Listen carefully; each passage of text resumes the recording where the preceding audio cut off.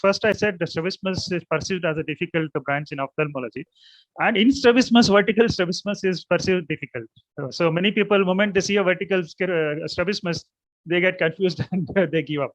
And to simplify that, we have none other than a prolific strabismus surgeon, Dr. Muralidhar, who is a consultant pediatric ophthalmologist at the Eye Foundation in Coimbatore.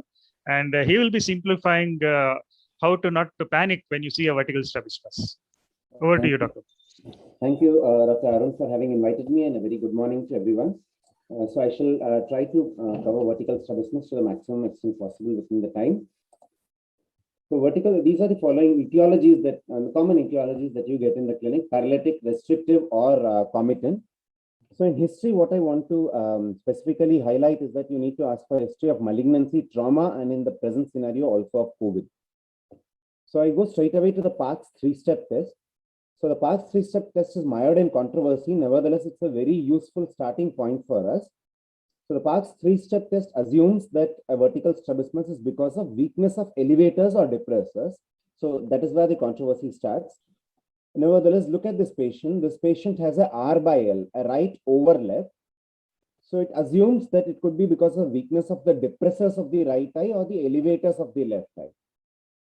So the next step in Parkes three-step test is you ask the patient to look to the right or to the left and find out in which gaze the R by L is more. So if you see here, on looking to the right, there is hardly a R by L. In primary, there is a R over L, right hypertropia. So you say it's right hypertropia because right is the non-fixing eye. If the left were the non-fixing eye, you would say it's a left hypotropia. So that is the terminology. So the R by L, it increases on looking to the left. So now of the four muscles, you narrow down to the left eye elevator, that is the left superior rectus in left gaze and right superior oblique in left gaze. So in the second step, it's always superior, superior, inferior, inferior. In the third step, you do the head tilt test. So if you see the R by L, it is more in right tilt and it is left on the left tilt. So there is a mnemonic here, superior same side. So we narrow down to the right superior oblique. So if it were the left superior rectus, it would be more on tilting to the left. Please remember that the three-step test is primarily for the oblique because they contribute maximum to the torsion of the eye. So it is not a very valuable test for the vertical recti.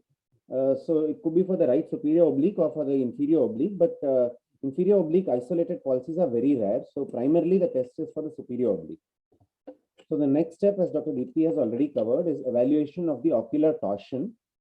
So this patient had a right superior oblique palsy. Use a red and a white Maddox rod. Dr. Kushner believes that you should use two red Maddox rods. So here, if you see, the patient is able to see the left streak of light as parallel, whereas the right, we have to turn it outward a little bit to make it parallel. So the patient has right extorsion, which is consistent with a right superior oblique palsy. Superior oblique palsies, most of them are congenital, or they could be compensated congenital and could decompensate following trivial head trauma. So these patients typically have a head tilt away from the side of the parietic muscle. So this is a patient with superior oblique palsy. Note the right inferior oblique overaction. The right superior oblique underaction may not be, I'm sorry, I'm really sorry. The left superior oblique underaction and a left inferior oblique overaction. So the superior oblique overaction may not always be very obvious. There comes the role of the three-step test. You also need to do it on up gaze and down gaze to further confirm it.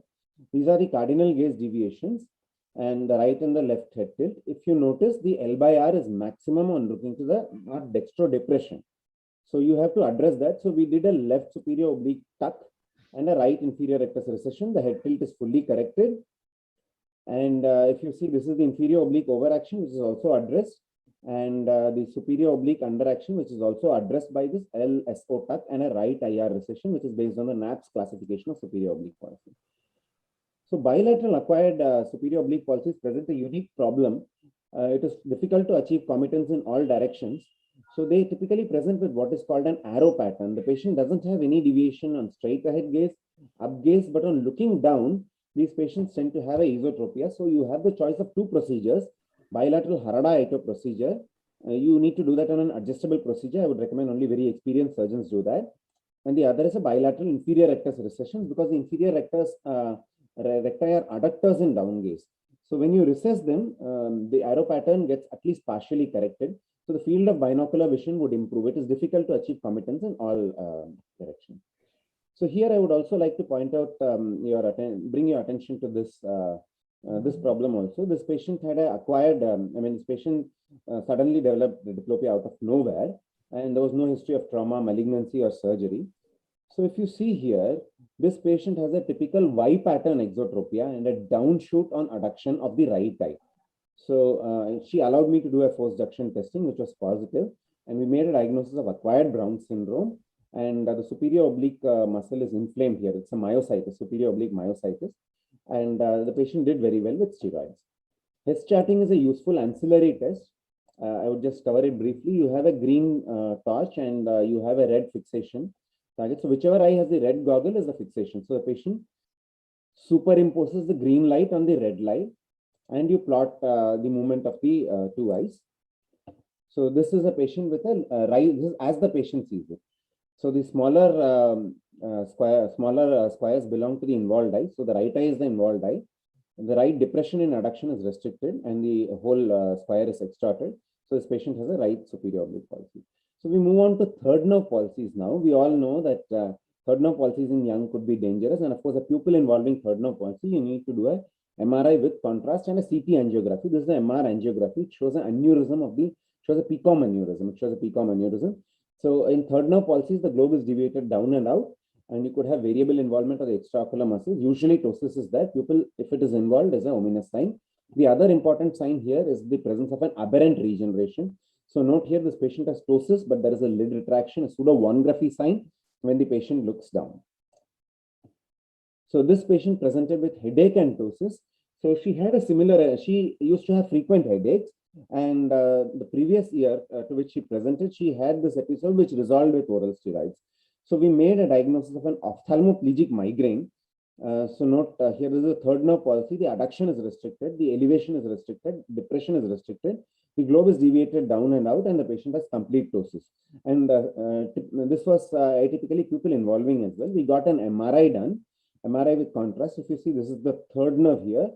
This is the midbrain, and this third nerve is inflamed here in front of the midbrain.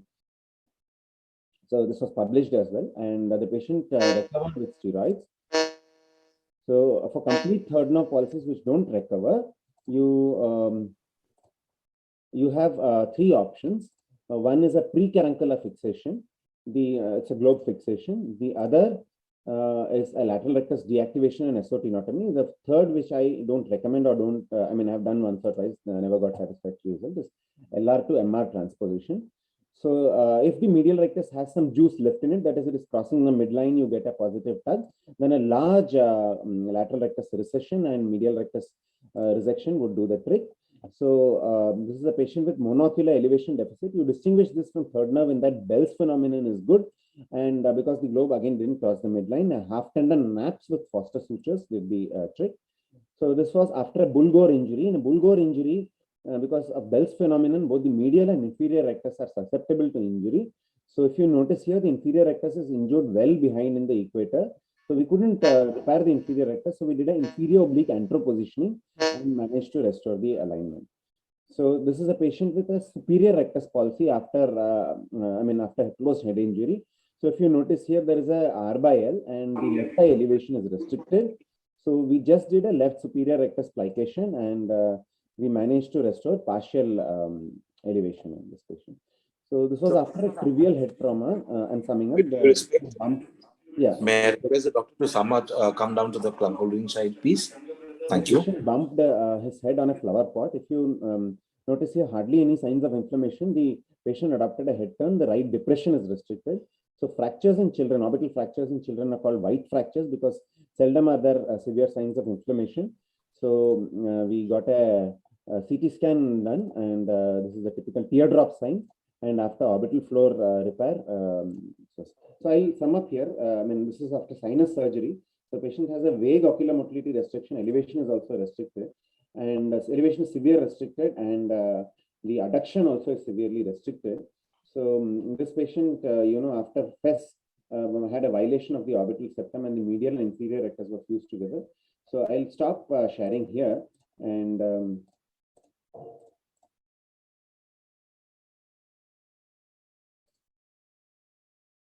Yeah, thank you, Dr. Murali. That was an excellent presentation. To simplify things further, what I would say is like whenever you see a vertical strabismus, the rule is it is superior oblique palsy unless it is proved otherwise. So you can just assume these rules so that it's easy for you to approach when you see the vertical strabismus in a clinic. So just remember, whenever there is, because superior oblique palsy is the most common cause of vertical strabismus. So whenever there is a vertical strabismus, just assume that it is a superior oblique palsy unless it is proved otherwise. So you just try to do the test so that you disprove that it is a superior oblique palsy. And whenever it is a superior oblique palsy, most often it is congenital decompensated or it is traumatic post injury. So with these simple rules, you can try to simplify the vertical strabismus, and the 3-step test with Dr. Muralidhar has wonderfully demonstrated is a very important part of evaluation of a vertical strabismus. I would request a few comments from Dr. Soumya regarding this vertical strabismus. Morning, everybody. Wonderful, sir. Wonderful talk, sir. Apart from what has already been mentioned with respect to this, the only crux of it would be though Hess charting or Park 3-step may not conclude single muscle, and there may be multiple muscle involvement, which we may not know in the beginning when we start off Park 3-step test. It's important to just document the Park 3-step test and do the ocular movements completely and take the 9-gaze measurements, if needed, do an FTT before we come to a conclusion, rather than taking one of the tests and then going ahead forward. And probably a note of the family album topography in order to make a note of the abnormal head posture, which is usually missed. And the last point would be craniosynostosis, in case we have missed it, because these are one of the other important factors which may contribute to the vertical squint and which is most often missed, like a unilateral coronal craniosynostosis with a plagiocephaly, that is otherwise called as coming with a superior-oblique underaction, where it does not fit into a Park 3-step, giving us a conclusion. I think those are other things that I wanted to mention. Dr. Kavita, do you want to add anything? You're muted. Madam, you're muted. You're muted, madam. I think she is muted. Dr. Deepti, do you have any comments on this?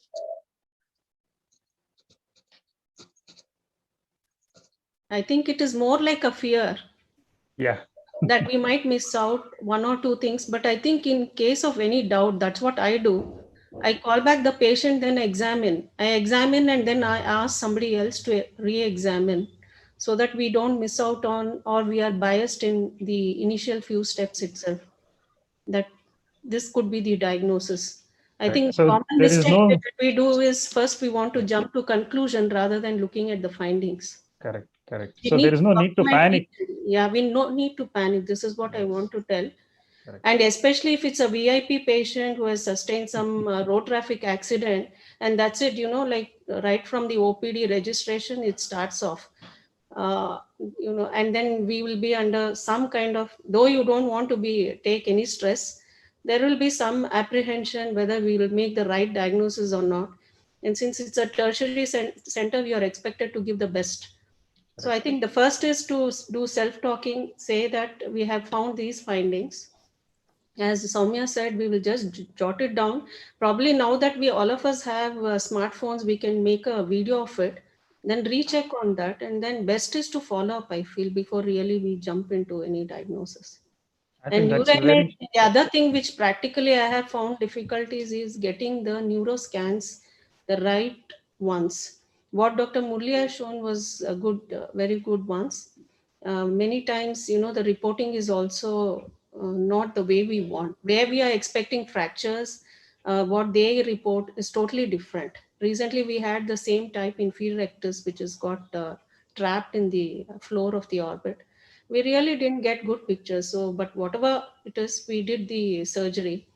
But these are the things that we should look into and have it in mind. Very nice. I think that's very important. You don't need to panic.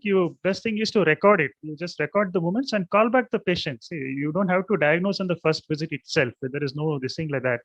You just do the initial assessment, record it, go back and see the videos and see now you have excellent YouTube videos also available. You can just see the deviations or you can discuss with your colleagues. You can send it to the seniors. So I think that's very important point to record it and analyze it again. Dr. Deepti, any comments on vertical strabismus? Sir, I think that sums up most of the thing, because whenever let's just forget ourselves. It's mostly because when I'm teaching my fellows and when I'm teaching my PGs, that is the most scary thing for them. Whenever they see a vertical strabismus, the first thing is they freak out. So I think the most of the things which Muralidhar sir has summed up is very important. I tell them that it's either an oblique or a rectus. So the superior or the most, in case of superiors, I mean obliques, it is mostly superior. So just go around and check for superior oblique. Otherwise, then come back to the rectus part of it. So if we just go according to the stepwise, it is most important. What Kavita ma'am stressed, I would like to stress one more point. Most of the times, whenever patients come to us, they're already having an imaging with them. Like recently, a patient came to us with the CT and the muscle entrapment was not at all picked up on that. It was a very minute muscle entrapment. And when I asked the patient, at least for this one part, I know there is a fracture, but to look out for the muscle, I need a small MRI changes in this. But the patient was already like, I have done most of the imaging part of it. So I think one evaluating for the general ophthalmologist, one point is that, yes, for the trauma part of it, the CT is definitely the best option. But there are sometimes that some small minute IR entrapments cannot be picked up in the CT. And in those cases, we may have to proceed with the MRI, just to very minute. Majority of the time, the IR entrapments are picked up in case of CT. But this boy, I really struggled that there was an upgaze restriction, but that entrapment was not picked up in the CT. So to convince them for the further step before going ahead with the surgery was really tough. But nevertheless, I think nothing. There is no need to panic with currently with all the radiologists also knowing that how to look out for the ophthalmic muscles and all those things. I think things are quite easy now. Thank you, Dr.